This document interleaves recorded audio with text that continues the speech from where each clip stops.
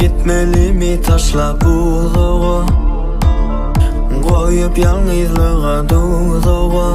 Sessizlikten anan gülüm şeyle yadıdım.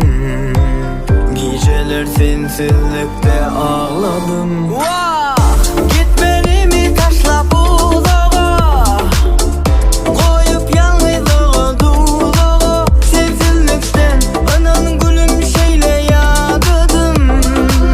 Geceler sensizlikte ağladım.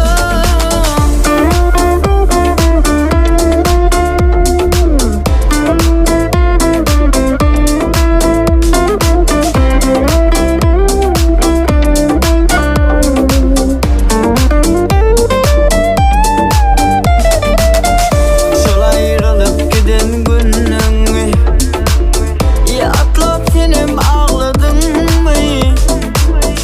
Yettin mi eden arzuna?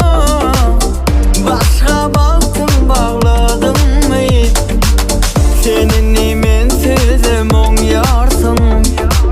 Yatlap geçenleri gül yersin. Hiç önünü günahkar demen. Özgen kucağına gir yersin.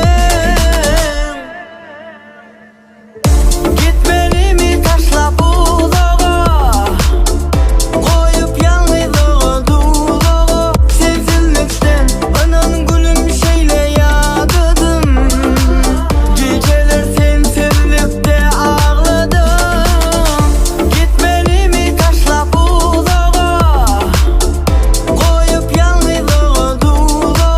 Sensizlikten anan gülüm şeyle yadıdım. Geceler sensizlikte ağladım. Pasıldan geçmeyi bilen, sen yadımdan çıkmanı isleyen, köyüne vur söz yali. Aklımdan pozulup gitmeni isleyen, belki yalan şart, belki ağza şart. Benim öz baktıma sataşarın, bana uzadan ele yapışıp, benim şoň bile şadlığımı paylaşarın. Gitmeli mi taşla buluğu, koyup yalnızlığa doluğu. Sessizlikten anan gülüm şeyle yadıdım. Geceler sensizlikte ağladım.